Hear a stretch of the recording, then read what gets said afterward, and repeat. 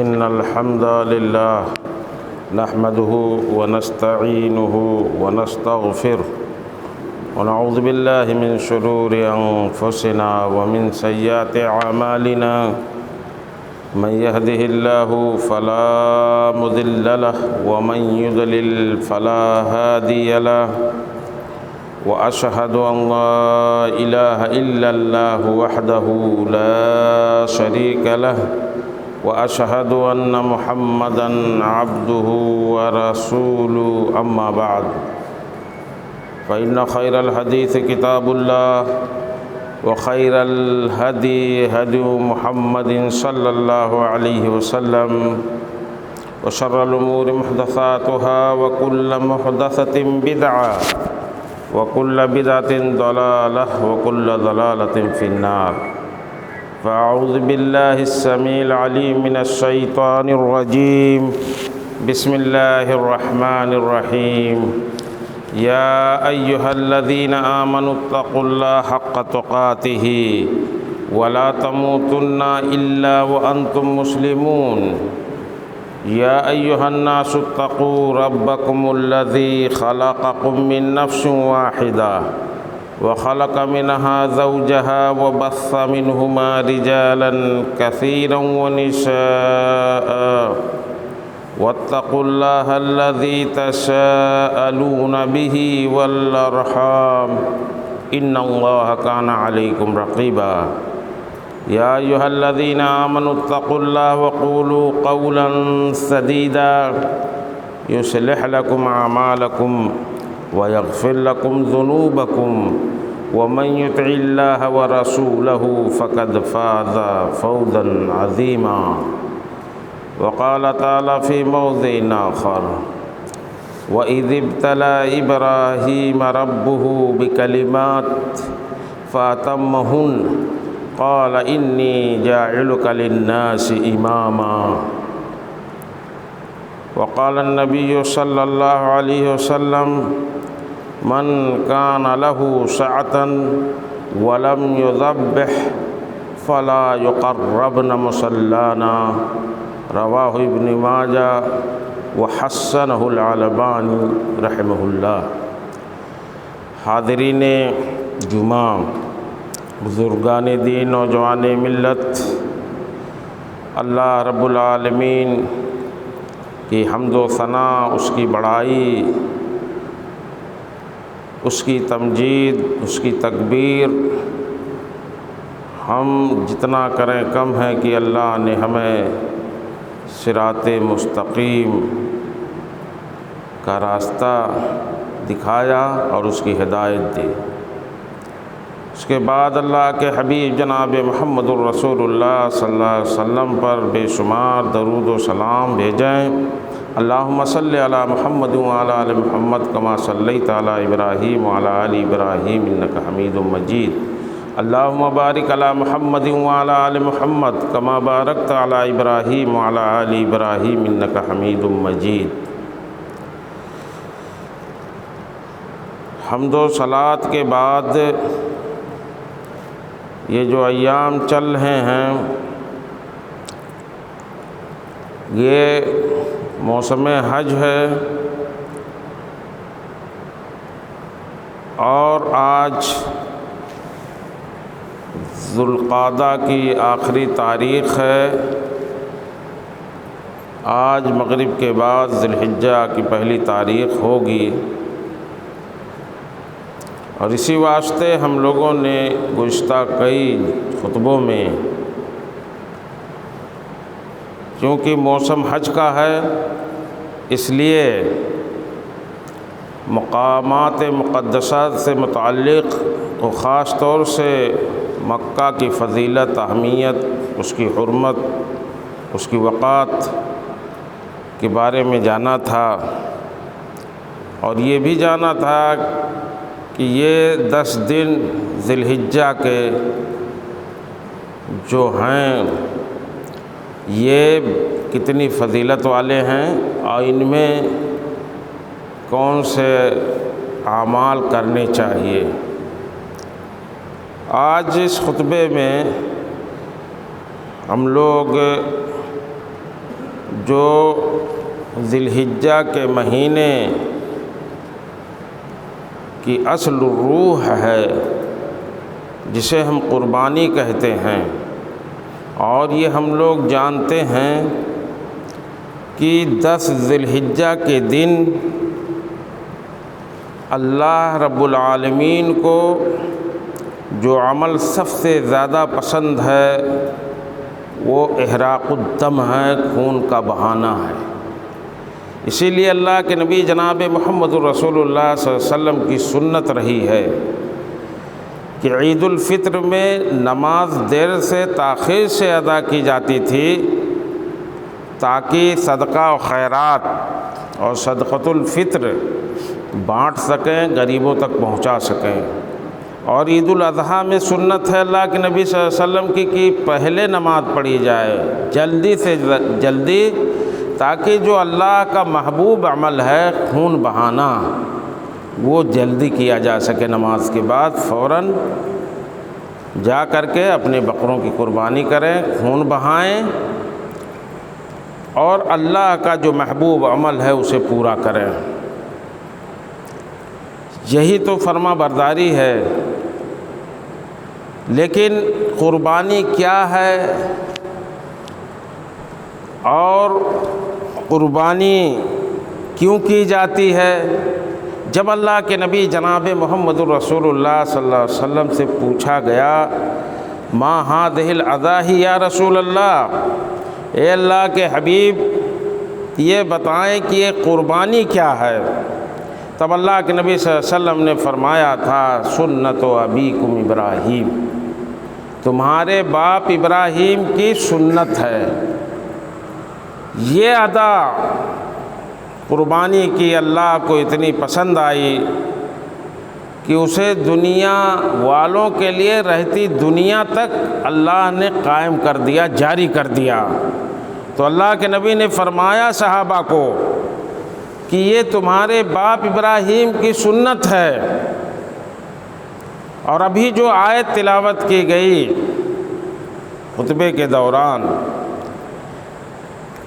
اللہ رب العالمین قرآن میں فرماتا ہے کہ وَإِذِ ابْتَلَىٰ إِبْرَاهِيمَ رَبُّهُ بِكَلِمَاتٍ، جب ابراہیم کو ابراہیم کے رب نے کچھ چیزوں میں آزمایا، فَأَتَمَّهُنَّ، تو انہیں پورا کر دکھایا، اس آزمائش میں کھرے اترے، تو اللہ نے کیا انعام دیا؟ اللہ نے فرمایا انی جاعلک للناس اماما، اے ابراہیم تم اپنے امتحان میں کھرے اترے ہو، اس لیے میں لوگوں کا امام بناتا ہوں۔ انی جاعلک للناس اماما، پوری روئے زمین پر جو انسانیت ہے سب کا امام تمہیں بناتا ہوں۔ ابراہیم علیہ السلام کہ وہ کون سے امتحانات تھے، اس کا ایک سرسری طور پر، کیونکہ موسم اسی کا ہے، اور میں نے گزشتہ خطبے میں بھی بتلایا تھا کہ خطیب کے لیے جو واعظ ہو اس کے لیے ضروری ہے، اور فصاحت و بلاغت اسی کو کہتے ہیں عربی میں، کہ جو موقع محل ہو، جو وقت ہو، اس حساب سے کچھ باتیں وہ ایسی کرے کہ جو موقع کی مناسبت سے ہو اور لوگ اس کو سمجھ لیں، جان لیں اور گانٹھ دے لیں، تاکہ ان آنے بعد میں ان کی زندگیوں میں وہ چیز انہیں فائدہ دے۔ تو اللہ نے فرمایا کہ جب پورا ہو گیا امتحان اور کھرے اترے تو پوری انسانیت کا امام بنا دیا۔ آپ دیکھیں گے کہ حضرت محمد صلی اللہ علیہ وسلم جو آخری نبی ہمارے نبی ہیں، آپ کی مخالفت عیسائیت نے کی، یہودیت نے کی، دنیا کے بہت سارے لوگوں نے آپ کی مخالفت کی، لیکن اللہ نے ابراہیم کو پوری دنیا کا امام بنا دیا تھا۔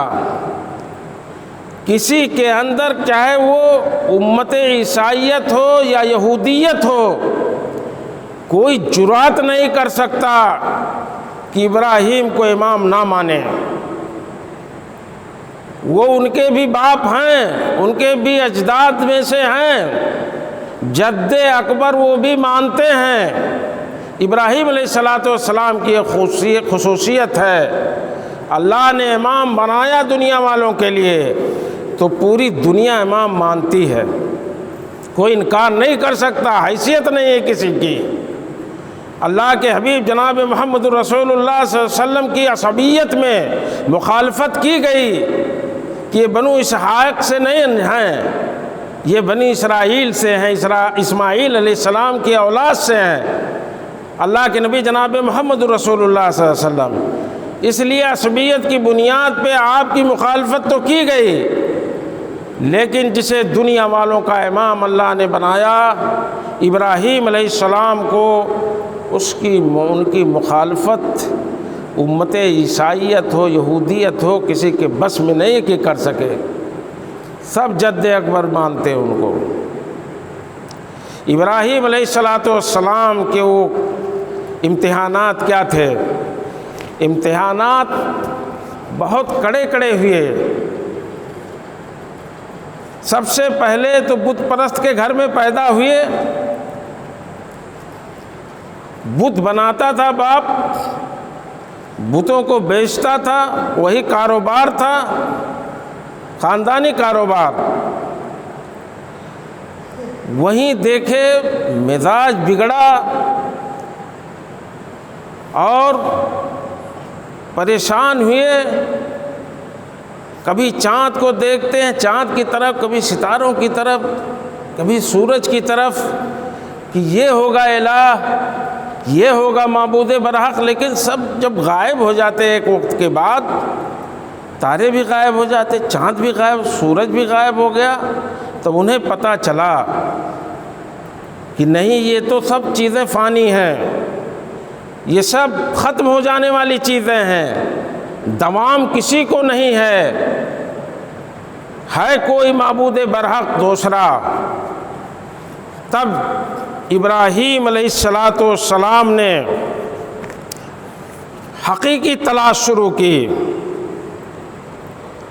اور قوم والوں سے اپنے کہا کہ یہ ساری چیزیں جن کی تم عبادت کرتے ہو بناتے ہو اور کائنات کی ہر چیز یہ فانی ہے، اور اعلان کیا، بڑی جرات کی بات ہے کہ یہ ایک نوجوان پورے سماج، پوری سوسائٹی اور پوری قوم کو چیلنج کرتا ہے اور کہتا ہے کہ یا قوم انی بریء مما تشرکون، اے میرے قوم کے لوگ کان کھول کر کے سن لو، یہ جو تم لوگ شرک کرتے ہو نا، اس معبود برحق کے ساتھ دوسروں کو پوچھتے ہو، میں اس سے بری ہوں، میں تمہارے طریقے تمہارے وتیرے پر نہیں ہوں، آج میرا یہ اعلان سن لو۔ اور اس کے بعد اپنے باپ سے کیا مناظرہ کرتے ہیں، باپ کو سمجھاتے، مناظرہ کیا کہہ لیجئے کہ نصیحت کرتے ہیں۔ اگر ایک بیٹا اپنے باپ کے لیے اچھا نہیں سوچے گا، میں ان مفاد پرست بیٹوں کی بات نہیں کرتا ہوں جو اپنے باپ کو کی آخرت کو سنوارنے کے بجائے بگاڑتے ہیں، ان کا باپ کچھ بھی کرے، حلال و حرام کرے، اس میں تمیز نہ کرے، اس کو شہ دیتے ہیں، اسے کبھی سمجھاتے نہیں کہ تمہاری آخرت خراب ہو رہی ہے۔ سماج اور سوسائٹی میں، گھروں خاندانوں میں انیکوں لوگ مل جائیں گے ایسے کہ وہ غلط کر رہے ہیں، بیٹے سے نصیحت نہیں کر رہے ہیں۔ لیکن ابراہیم علیہ السلام ایسے نہیں تھے۔ ابراہیم علیہ السلام نے قرآن نقل کرتا ہے، وَإِذْ قَالَ إِبْرَاهِيمُ لِأَبِيهِ، ابراہیم علیہ السلام نے اپنے باپ سے کہا آدر سے، أَتَتَّخِذُ أَصْنَامًا آلِهَةً، اے میرے والد صاحب کیا بتوں کو آپ معبود سمجھتے ہو؟ اسی کو پوجتے ہو، معبود وہ نہیں ہیں، بتوں کی پوجا کرتے ہو۔ نصیحت بھرے لہجے میں، انی اراکا وقومکا فی ضلال مبین، میں تو جو دیکھ رہا ہوں وہ الگ چیز ہے، میں آپ کو بھی اور آپ کی قوم کو بھی کھلی گمراہی میں دیکھ رہا ہوں۔ اور جب یہ کھلی گمراہی ہے تو میرا موقف میرے والد صاحب جان لیجئے، میرا موقف یہ ہے، انی وجہت وجہی للذی فطر السماوات والارض حنیفا وما انا من المشرکین، میں نے اپنی ساری توجہ اس ذات کی طرف موڑ دیا ہے جس نے آسمان و زمین کو انوکھا پیدا کیا ہے، میں مشرکوں میں سے نہیں ہوں۔ جس گمراہی پر آپ لوگ ہو، جس پہ میں دیکھ رہا ہوں کھلی گمراہی پہ، اس میں سے میں نہیں ہوں، میں براءت ظاہر کرتا ہوں اس سے۔ میری ساری توجہ اس رب العالمین کی طرف ہے جس نے آسمان و زمین کو پیدا کیا ہے۔ پھر باپ کو نصیحت کرتے ہیں، یا ابت لما تعبد، اے میرے والد، یہ سمجھانے کا طریقہ ہے۔ اگر باپ غلط کر رہا ہے، بیٹوں کے لیے زمین و جائیداد میں بے ایمانی کرتا ہے، بیٹوں کو ان کا ہاتھ پکڑ لینا چاہیے۔ اللہ کے نبی جناب محمد الرسول اللہ صلی اللہ علیہ وسلم نے ہمیں جو سکھایا یہی سکھایا ہے۔ اللہ کے نبی صلی اللہ علیہ وسلم نے ایک بار صحابہ کی مجلس میں کہا، فرمایا، انصر اخاک ظالما کان او مظلوما، اپنے بھائی کی مدد کرو چاہے وہ ظالم ہو یا مظلوم ہو، اس پر ظلم ہو رہا ہو تب بھی مدد کرو، اگر وہ ظلم کر رہا ہو تب بھی مدد کرو۔ صحابہ چونک گئے۔ اللہ کے نبی صلی اللہ علیہ وسلم، بات تو یہاں تک سمجھ میں آتی ہے کہ وہ مظلوم ہے تو اس کی مدد کی جائے، لیکن اگر ظالم ہے میرا بھائی، میرا باپ ظالم ہے، میرے خاندان کے لوگ ظلم کرتے ہیں، تو ان کی مدد کیسے کی جائے؟ اللہ کے نبی نے سکھایا ہے۔ اور قربانی کا موسم ہے تو یہ ساری چیزیں سیکھتے چلیں۔ ابراہیم علیہ السلام کی زندگی سے کون سے اسباق نکلتے ہیں، کیا نصیحتیں ہمیں ملتی ہیں، یہ ساری چیزیں سیکھ لیں۔ یہ تو رسم ہے، یہ سنت بکرے کی قربانی صرف ہے نا، اس لیے ہے کہ یہ سنت قرار دی گئی، اور اس بات کا اقرار ہے کہ ابھی تو بکرے کی قربانی کر رہے ہیں، لیکن ابراہیم کی زندگی جن قربانیوں سے بھری اور پٹی ہے، اگر ضرورت آئی تو ان قربانیوں کو بھی دینے سے گریز نہیں کریں گے۔ تو اسباق سیکھتے چلیں۔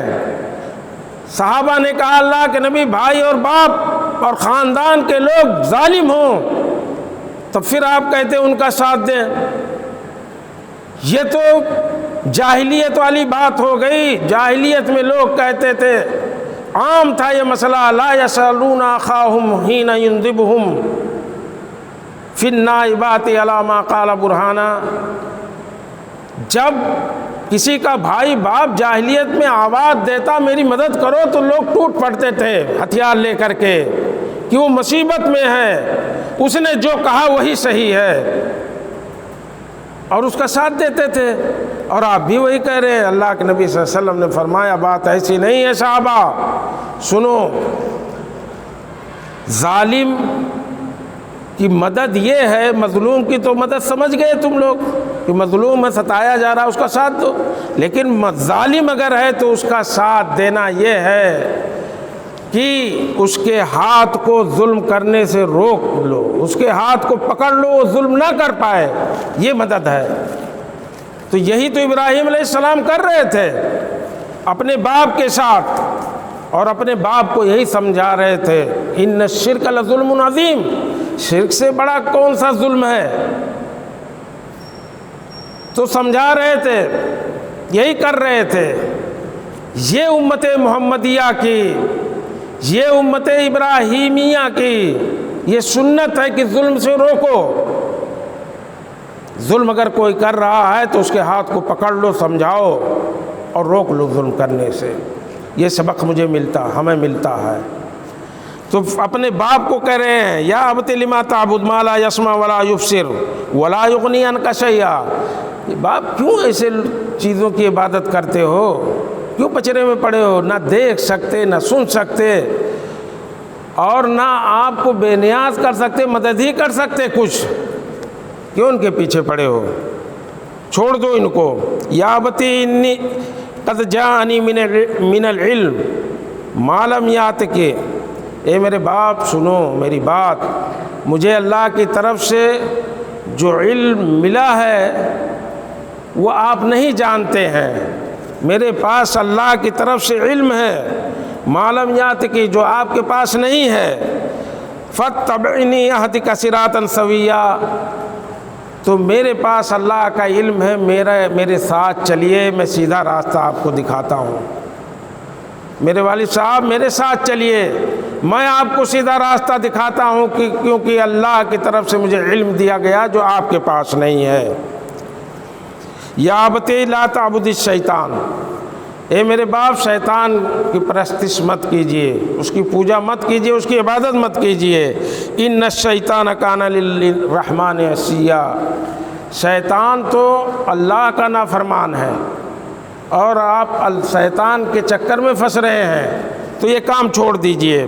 یا ابتی انی اخاف ان یمسک عذاب من الرحمن.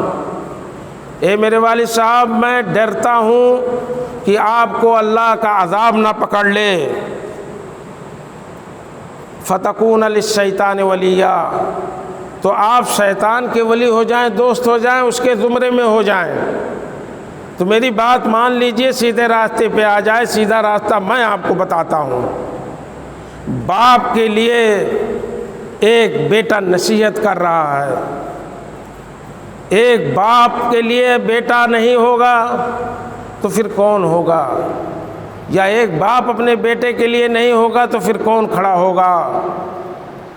اپنے والدین کے لیے اولاد اگر نہیں ہوگی ناصح خیر خواہ، تو دنیا میں نہیں سمجھتا کہ کوئی اور کسی کے لیے خیر خواہ ہوگا. یہ ابراہیم علیہ السلام اپنے باپ کو سمجھا رہے ہیں. یہ سب ہو گیا. یہ باپ کہتا ہے کہ اے ابراہیم اراغب انت عن آلہتی. میرے معبودوں سے، یہ میں جو بنا رہا ہوں جو بت، ان سے تم بیزار ہو، تم بیزاری ظاہر کرتے ہو. اب سنو یا ابراہیم لئن لم تنتہ لارجمنک واہجرنی ملیا. ابراہیم اگر تم نے یہ وتیرہ نہیں چھوڑا اور اسے مخالفت کرتے رہے ہمارے معبودوں کی، تو تمہارا بڑا برا حال ہوگا. تمہیں رجم کر دیا جائے گا، تمہیں رجم کر دیا جائے گا. کوئی یار و مددگار تمہارا نہیں ہوگا، ختم کر دیے جاؤ گے پتھر سے مار مار کے. یہ سب باپ بیٹے کے بیچ میں بات ہوتی ہے. بیٹا باپ کو سمجھاتا ہے، باپ نہیں مانتا بلکہ دھمکی دیتا ہے. پھر قوم کا رخ کرتے ہیں. گھر سے جب ہار گئے ابراہیم علیہ السلام قوم کے پاس آتے ہیں اور قوم سے کہتے ہیں افتعبدون من دون اللہ. کیا تم اللہ کے سوا دوسروں کی پوجا کرتے ہو؟ ما لا ینفعکم شیء ولا یضرکم. جو نہ تمہیں نقصان پہنچا سکتے نہ نفع ہی پہنچا سکتے. ایسی چیزوں کی عبادت کرتے ہو. اب قوم سے خطاب کر رہے ہیں، سمجھا رہے ہیں. اف لکم ولما تعبدون من دون اللہ افلا تعقلون. اف ہے، تھو ہے تمہاری سمجھ بوجھ پر، جس کی تم پوجا کرتے ہو، تمہارے لیے بھی اور جن کی تم پوجا کرتے ہو. اب بھی نہیں سمجھتے؟ افلا تعقلون، کیا عقل نہیں ہے؟ اپنے عقل و دانش کو استعمال نہیں کرتے؟ سمجھو بات کو. قوم سے بات کرتے ہیں، وہ بھی نہیں سمجھے قوم والے. پھر قوم کا ایک میلہ ہوتا تھا، اور وہ میلہ قرآن میں ساری چیزوں کا ذکر ہے، سورہ مریم میں آپ پائیں گے، سورہ صافات میں پائیں گے۔ تو ابراہیم علیہ السلام نے انہیں سکھانے کے لیے اور سمجھانے کے لیے جب سب چلے گئے اپنے میلے میں، تو جا کر کے ان کے بتوں کو توڑ تاڑ ڈالا، ایک بڑے کے اس میں کلہاڑا ڈال دیا گلے میں، لوٹ کے آئے، یہ کس نے درگتی بنائی ہے؟ آپس میں بات کرنے لگے۔ جن کو سمجھایا تھا ابراہیم علیہ السلام نے، انہوں نے کہا کہ ایک شخص ہے، نوجوان ہے، اس کا نام ابراہیم ہے، وہ بیزاری ظاہر کرتا تھا ہمارے معبودوں سے، اسی کا کام ہوگا۔ آئے کہا کہ انت فعلت بآلہتنا، اے ابراہیم تم نے کیا یہ ہمارے معبودوں کے ساتھ؟ ابراہیم علیہ السلام نے کہا کہ اگر تم لوگ پتہ نہیں پاتے ہو کہ کون کیا ہے تو انہی سے پوچھ لو، فاسألوہم ان کانوا ینطقون، ان سے پوچھ لو اگر یہ بول سکتے ہیں۔ کتنا جو ہے زبردست جواب دیا ابراہیم علیہ السلام نے کہ ادھر ادھر کیوں جو ہے سب کے اوپر الزام لگاتے ہو، اسی سے پوچھ لو، انہی سے جن کی درگتی ہوئی ہے، اگر وہ بتا سکتے ہیں تو بتائیں، بول سکتے ہو تو بولیں، پوچھ لو ان سے، مجھ سے کیا پوچھتے ہو؟ بے بس خسیانی قوم کیا کرے گی؟ اس کے پاس کوئی جواب نہیں تھا۔ ابراہیم علیہ السلام نے لاجواب کر دیا، پوچھو۔ کیسے پوچھیں گے؟ وہ تو بولنے والی چیز نہیں، بے جان چیز ہے، پتھر ہے، مٹی کا بنا ہوا ہے۔ تب انہوں نے ایک پلان بنایا اور قرآن نے اس کا نقشہ کھینچا، حرقوہ وانصروا آلہتکم، کہا اس کو جلانا ہی پڑے گا، اس کو جلا دو۔ اپنے معبودوں کی اگر رچا کرنی ہے نا، جب باطل ٹوٹ جاتا ہے اس کے بعد جواب نہیں ہوتا ہے۔ قرآن کہتا فبہت الذی کفر، جب وہ بے بس ہو جاتا ہے تب اس طرح کی باتیں کرتا ہے۔ کہا کہ جلاؤ اس کو جلانا ہی پڑے گا، خاک کر دو اسے جلا کر کے، اگر معبودوں کی اپنی مدد کرنا چاہتے ہو۔ تو لگایا سب کچھ، آگ جلایا، ڈالا۔ ابراہیم علیہ السلام بچے، بہت لمبا واقعہ ہے، اس طرف نہیں، سب جانتے ہیں۔ ابراہیم علیہ السلام آگ سے صحیح سالم بچنے کے بعد چلے جاتے ہیں، چھوڑ دیتے ہیں وہ جگہ۔ اس کے بعد اولاد کی دعا کرتے ہیں، رب حب لی من الصالحین۔ عمر بھی ہو گئی ہے، 80 کے پار، 86 کچھ لوگ لکھتے ہیں مورخین، بڑی عمر ہو گئی ہے۔ اس کے بعد بیٹے کی خواہش ظاہر کرتے ہیں، اللہ سے دعا کرتے ہیں، فبشرناہ بغلام حلیم۔ تو اللہ کہتے ہیں کہ ہم نے انہیں ایک بردبار بیٹے، حلیم بیٹے کی بشارت دی، بیٹا پیدا ہوتا ہے۔ اب بیٹا پیدا ہوتا ہے، دوسرا امتحان شروع ہو گیا۔ وَإِذِ ابْتَلَىٰ إِبْرَاهِيمَ رَبُّهُ بِكَلِمَاتٍ، چند امتحان لیے تھے اللہ نے۔ ایک امتحان تو قوم کے ساتھ ٹکرانا، اتنا بڑا زوخم لیا، آگ میں بھی ڈال دیا، اللہ نے بچایا۔ اس کے بعد جب بیٹا پیدا ہوا تو دوسرا امتحان شروع ہوا۔ اللہ نے حکم دیا کہ ابراہیم ایسی جگہ لے جا کر کے چھوڑ دو اس بیٹے کو، اس کی ماں کو، ہاجرہ علیہ السلام کو، کہ جہاں پانی بھی نہیں ہے، سبزہ بھی نہیں ہے، ایک سبزہ نہیں اگتا تھا، وہ جگہ مکہ ہے۔ لے کر کے گئے، اس امتحان کو بھی پورا کر رہے ہیں ابراہیم علیہ السلام، لے جا کر کے چھوڑ دیتے ہیں، آنے لگتے ہیں۔ بیوی نے کہا کچھ کھانے پینے کو نہیں ہے، کیسے زندہ رہیں گے؟ کچھ نہیں بولتے، آتے ہیں، سمجھ گئیں پیغمبر کی بیوی ہیں۔ کہا کہ اللہ کا حکم ہے؟ ابراہیم نے کہا کہ ہاں۔ تو کہا پھر جائیے، اللہ پھر ہمیں ضائع نہیں کرے گا۔ اور پھر ابراہیم علیہ السلام چلے آتے ہیں، اماں ہاجرہ بیٹا پیاسا ہے، بھوکا ہے، اس کے لیے کچھ ڈھونڈتی ہیں، کبھی صفا پر چکر لگاتی ہیں، پھر وہاں سے مروہ پر۔ یہ دو پہاڑیاں ہیں، جو حج کر کے آئے ہیں، جو عمرہ کر کے آئے ہیں، یا جو حج عمرے کے احکامات جانتے ہیں، مسائل وہ جانتے ہیں کہ صفا مروہ پر حاجی کیوں چکر لگاتا ہے، یہ ادا اماں ہاجرہ کی اتنی پسند آئی اللہ کو کہ رہتی دنیا تک حج کا یہ حصہ اللہ نے قرار دے دیا، اور کہا ان الصفا والمروۃ من شعائر اللہ، اللہ کے شاعر میں سے، اللہ کے مقدس مقامات میں سے یہ دونوں چیزیں ہوئیں۔ ہاجرہ علیہ السلام چکر لگاتی ہیں جس پہاڑ پر، روح قربانی سمجھو، یہ بکرا صرف ذبح کر دینا یہ قربانی نہیں ہے۔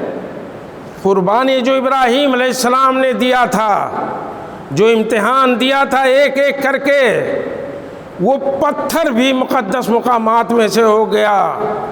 پہاڑ اب بہت سارے بے شمار دنیا میں ہیں، کسی پہاڑ کو یہ رتبہ ملا، یہ مقام ملا نہیں ملا۔ یہ ابراہیم علیہ السلام کے کارنامے سے وہ مقدس مقامات ہو گئے، وہ پہاڑ بھی مقدس ہو گیا۔ حج کے ارکان میں سے وہ ہو گئے۔ اگر صفا مروہ کی سعی نہیں کرے گا حاجی، اس کا حج ہی نہیں ہوگا۔ رہتی دنیا تک یہ کمال صفا مروہ کو ملا ابراہیم اور ہاجرہ علیہ السلام کی وجہ سے۔ تو یہ ہے روح قربانی۔ مسلمان اس کو نہیں سمجھ پاتا ہے، چھوڑ دیے بچے کو وہاں۔ پھر بچے کے پاؤں کے پاس سے چشمہ جاری ہوتا ہے،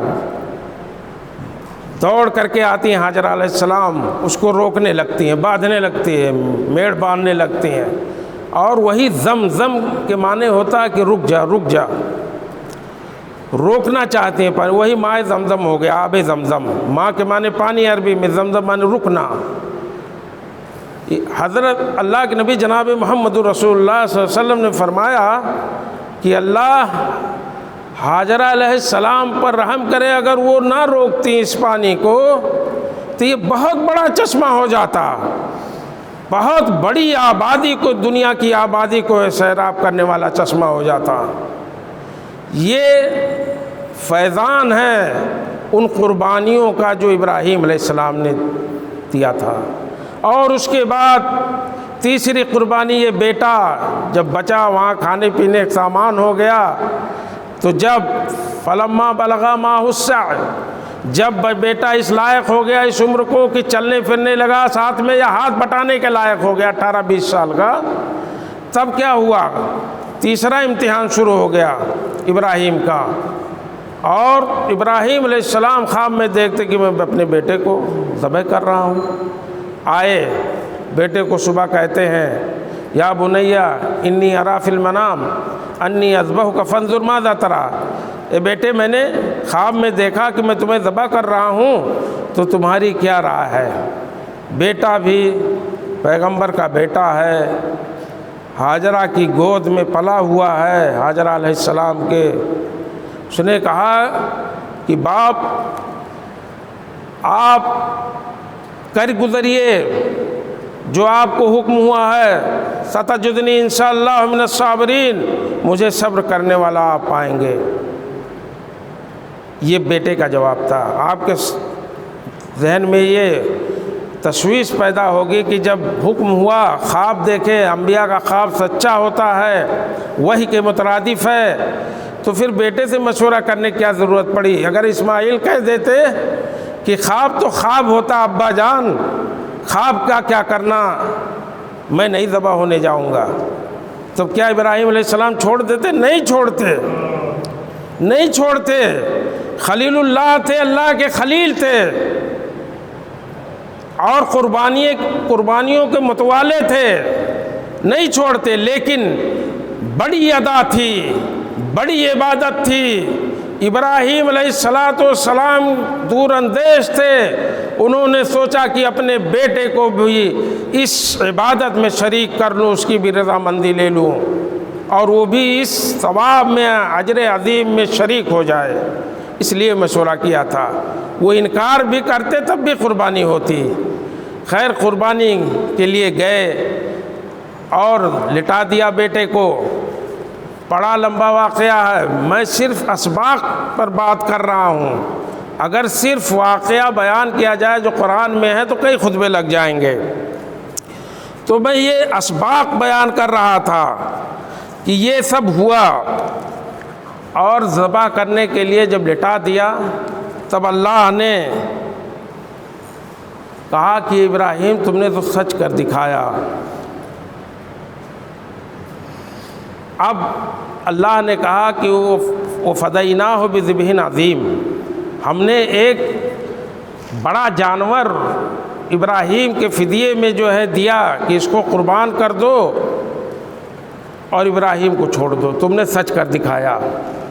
اللہ نے قرآن میں اس کو اس طرح سے بیان کیا، ان ھذا لہو البلاء المبین، بے شک یہ بہت بڑی آزمائش تھی، یہ بہت بڑی آزمائش ہے۔